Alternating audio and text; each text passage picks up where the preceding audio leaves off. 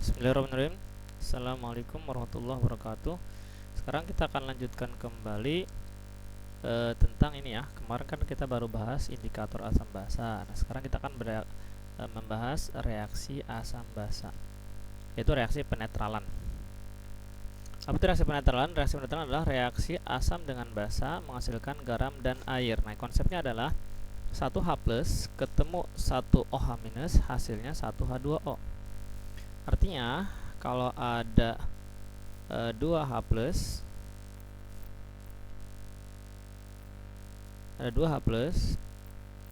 maka butuhnya 2OH-. Nanti hasilnya 2H2O. Nah ya, nanti kalian kerjakan sisanya. Nah, ini yang jadi contoh soal nanti akan saya kerjain. Asam klorida. Nah, itulah pentingnya kamu menghafalkan asam klorida. Asam klorida apa rumus kimianya adalah HCl dengan natrium hidroksida, berarti NaOH. Kita lihat di sini jumlah H-nya 1, OH-nya 1, udah sama ya. Berarti nanti H2O-nya juga 1. Nah, sehingga ini tinggal Na dan Cl-nya. Jadi gini, Na dan ini ke sini kan. Nah, H ketemu H jadi H2O. Na dan Cl-nya gini panahnya. Nah, jadi Na dulu tulis. Karena sudah tidak perlu diapa-apain lagi, langsung aja NaCl ya. Jadi ini yang masih gampang. Sekarang yang kedua, asam asetat. Nah, ini agak sedikit berbeda nih. Asam asetat itu CH3COOH ditambah apa? Magnesium hidroksida. Nah, ya, udah hafal kan magnesium hidroksida adalah Mg dalam kurung OH 2 kali. Ya, MgOH 2 kali namanya ya. Kita geser nih. Gimana caranya? Kita seperti biasa ya. Kita lihat di sini jumlah H-nya ternyata 1. Ini H-nya di sini doang ya, yang ujung doang ya. OH-nya di sini ada 2. Artinya belum setara kan? OH-nya 2, H-nya cuma 1. Nah, ingat ya, kalau OH-nya 2 berarti H-nya harus 2 juga. Caranya gimana? Caranya berarti dikasih 2 di sini. Nah, 2 ya. Akibatnya apa? Akibatnya nanti jadi H2O. Nah, 2H2O. 2H2O. Nah, kalau yang ada CH3COO ya. Jadi nanti arah panahnya ke sini. Set gitu ya. Jadi CH3COO dulu ini tulis CH3COO. Tapi ada berapa? Ada 2. Nah, 2-nya dipindah ke indeksnya ya. Jadi yang tadinya koefisien kita pindahkan jadi indeks ya. CH3COO ada 2. Terus kemudian apa? Mg ya. Jadi H dan OH-nya diambil, sisanya digabungkan Mg dan CH3COO-nya. Yang ketiga adalah asam sulfat. Asam sulfat apa? H2SO4 ya, H2SO4. Kan udah hafal ya. Sama aluminium hidroksida, Al dalam kurung OH 3 kali. Nah, ini beda ya. Jumlah H-nya cuma 2, OH-nya ada 3. Oh, berarti beda nih jumlahnya. Beda. Gimana caranya? 2 dan 3 kan agak susah ya. Nah, maka kalau 2 dan 3 angkanya tidak bisa dikali. Misalkan kalau tadi kan 2 1 kali berapa hasilnya 2? Ya 2 gitu kan. Enak. Kalau ini enggak, 2 sama 3 berarti kita kali silang aja udah. Artinya apa gini?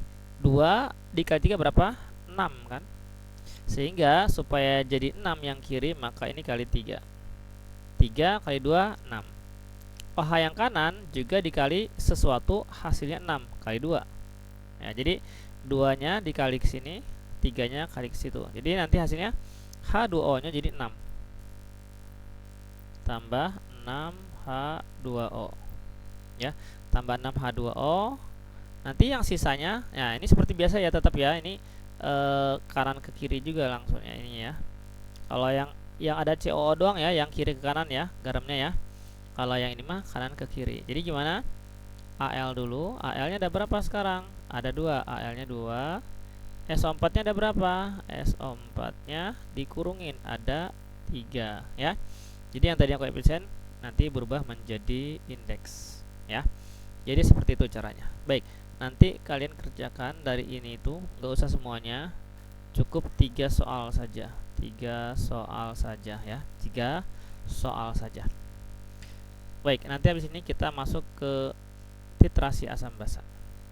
Baik, sekarang kita masuk ke titrasi asam basa ya. Apa itu titrasi? Titrasi adalah metode untuk menentukan konsentrasi suatu larutan menggunakan larutan lain yang sudah diketahui konsentrasinya. Konsep dasarnya adalah jumlah mol ion H+ harus sama dengan jumlah mol ion H-, sehingga rumus titrasi adalah Na kali A sama dengan Nb kali B. Apa itu Na? Jumlah mol asam, Nb jumlah mol basa, A valensi asam, B valensi basa. Tapi nanti kita akan langsung aja ya, N-nya misalkan nih. Kan harusnya ini bukan jumlah mol ion ya, harusnya jumlah ion. Jadi jumlah asam sama dengan jumlah basa. Nah, berarti A sama dengan B. A itu apa? A mol asam dikali valensi asam, B itu mol basa dikali valensi basa. Molnya kita langsung ganti begini. Mol sama dengan M kali V, berarti Ma dikali Va dikali valensi asam sama dengan Mb kali Vb, salah, kali volume basa dikali valensi basa. Nah ini ya, nanti rumusnya seperti ini. Apa itu M? M itu konsentrasi ya. M sama dengan konsentrasi. Konsentrasi satuannya molar. V adalah volume. Satuannya liter atau mililiter bisa ya, nggak masalah ya. Atau mililiter. Atau asal disamain aja ya. Jadi gini. Nanti kemudian A itu jumlah ion H+, kalau B adalah jumlah ion OH-. Jadi gini konsepnya ya, aturannya ya, aturan kalau mol itu sejajarnya dengan massa dan dengan liter. Tapi kalau milimol, mmol berarti miligram dengan mililiter gitu ya. Jadi mili ketemu mili, yang bukan mili yang ketemu bukan mili. Baik, sekarang kita contoh soal. Seorang siswa melakukan titrasi asam basa untuk menentukan konsentrasi dari asam sulfat. Sebagai titrat digunakan 10 mili larutan natrium hidroksida 0,1 molar. Sedangkan titrannya adalah larutan asam sulfat. Baik, sekarang gini. Kita punya NaOH ya. NaOH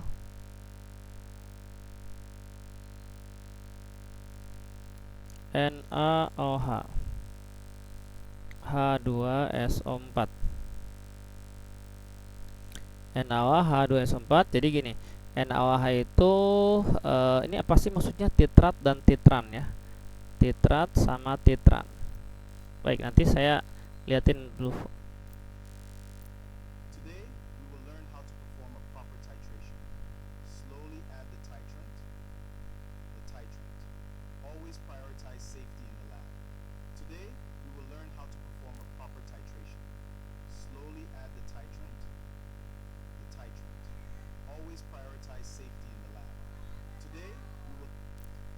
Nah, ini adalah yang atas ini biuret ya namanya, biuret.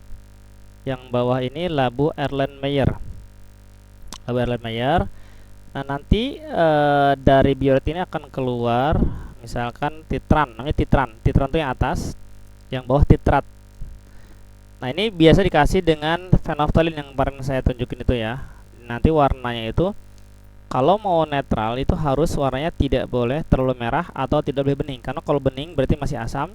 Kalau terlalu merah berarti mau sudah basa, kelebihan berarti. Jadi harus kemarin kita bahas apa? Merah muda ya. Merah muda. Jadi itu baru dikatakan bahwa dia sudah namanya sudah sama atau istilah lain adalah ekivalen, sudah netral. Nah, digoyang-goyang. Nah, warnanya harus seperti ini ya. Jadi merah muda banget ya. Baik ya, seperti itu. Nah, jadi NaOH itu berarti dia sebagai titrannya. Oh, ini kebalikannya. Berarti ini NaOH-nya sebagai titratnya. Berarti NaOH yang bawah berarti ya. Ini kebalikannya. Harusnya yang biasanya, kebalik biasanya yang jadi titrannya itu adalah yang basa. Kalau ini kebetulan yang titrannya adalah yang asam, tapi nggak masalah ya. Baik, jadi di sini katanya apa? NaOH-nya berapa? 10 ml. Berarti ini MB-nya, konsentrasi basanya. Salah. Volume basa ya. Volume basanya. Kemudian apa namanya, konsentrasi basanya, MB-nya adalah 0,1 molar. NaOH dia punya OH-nya satu doang, berarti valensi basanya 1. Sekarang kita masuk ke asam sulfat. Asam sulfat tuh lihat di sini ya. Ternyata dia ini namanya triplo ya. 3 kali percobaan ternyata masing-masing beda-beda nih ya ekuivalennya. Ternyata volume H2SO4-nya berbeda-beda. Terus mana yang diambil? Yang diambil adalah volume rata-rata. Berarti volume asam sama dengan pertama 4 kan, ditambah 5 tambah 6 dibagi 3. Nanti akan hasilnya kan berapa? Hasil 15 bagi 3. Berarti hasilnya sebenarnya angka yang pertengahan gitu ya. Bukan tengah-tengah ya, bukan percobaan kedua, tapi yang pertengahan. 4, 5, 6 itu pertengahannya 5. MB sama dengan konsentrasi basanya MA ya. Konsentrasi asamnya nggak tahu. Nah, valensi asamnya kan H2SO4 ya, ada duanya berarti kan? Berarti 2. Ya udah, berarti MA kali VA kali A sama dengan MB kali VB kali B. MA-nya berapa? MA-nya adalah dicari. Volume asamnya adalah 2. Salah, volume asamnya ini 5 ya. 5, valensi asamnya 2. Volume MB-nya, konsentrasi basanya 0,1, volume basanya adalah 10, valensi basanya adalah 1. Nah, ini ya, biasakan kita ya. Kalau ada 0,1 dan semua 10 dicoret aja ya, nolnya. Berarti tinggal 1 jadinya. Berarti 5 kali 2 10 kan? Berarti MA sama dengan 1 per 5 kali 2 10. Berarti 1 per 10, berarti 0,1. Jadi MA-nya 0,1 molar ya. MA-nya adalah 0,1 molar. Baik, itu seperti itu untuk yang titrasi asam basa. Nanti yang soalnya ya, ini saya kirimkan nih, akan saya kirimkan. Kalian kerjakan yang soalnya nomor 1, nomor 2, nomor 3 ya. Kalau nomor 4 itu di sini nggak ada contoh soalnya. Ini kurva titrasi ya, kurva titrasi asam basa. Konsep asarnya adalah kurva titrasi asam oleh basa dimulai dari atas. Kalau basa oleh asam dimulai dari bawah. Kebalik ya. Asam oleh basa dari bawah, basa oleh asam di atas. Asam kuat dan basa kuat itu menjauhi pH 7. Kalau yang lemah mendekati pH 7. Titik ekuivalen membagi kurva dengan ukuran sama besar. Nah, ini ya, caranya gini, gampang ya. Kalau nomor 4, misalkan saya punya titrasi HCl oleh NaOH. Berarti kan HCl asam kuat, NaOH basa kuat. Nah, berarti kita tinggal gini. Nah, ini pH 7 di sini. Mana? Di sini pH 7. Nah, karena asam kuat oleh basa kuat, berarti dia kuat sama kuat kan, berarti dia ekuivalennya apa? Kurvanya dari bawah ke atas karena asam oleh basa. Maka dia dari bawah, tapi dia menjauhi 7 dari sini berarti. Nah, basanya kuat juga. Nah, gitu. Sekarang kalau misalkan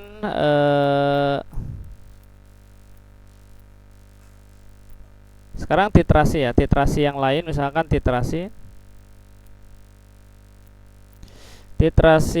NH3 ya, NH3 oleh misalkan H2SO4. Nah, NH3 kan itu ya, di sana kamu tahu kan bahwa dia basa lemah, ini asam kuat. Nah, berarti ini kan titrasi basa oleh asam. Basa oleh asam. Ingat di sini adalah pH 7. Salah. pH 7. Berarti karena basa oleh asam dan basanya basa lemah, berarti pH-nya mendekati 7. Berarti di sini. Tapi asamnya kuat, berarti nanti set, nah jauh. Nah, kalau dia kuat sama kuat, nanti titik ekivalennya di tengah-tengah. Apa itu ekivalen? Ekivalen itu adalah titik yang pertengahan atau sama ketika jumlahnya sama, sudah sama. Nah, kalau ini gimana? Kalau ini berarti titik ekivalennya di sini, di bawah 7, ya. Jadi titik ekivalen membagi garis menjadi sama panjang. Ya, nanti kalian coba, atau satu lagi nih ya, satu lagi misalkan titrasi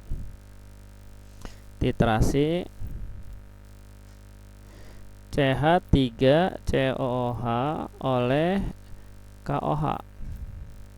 CH3 COH itu dia asam lemah, KOH dia basa kuat.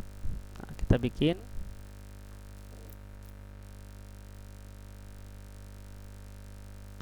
Nah, ini sini pH 7-nya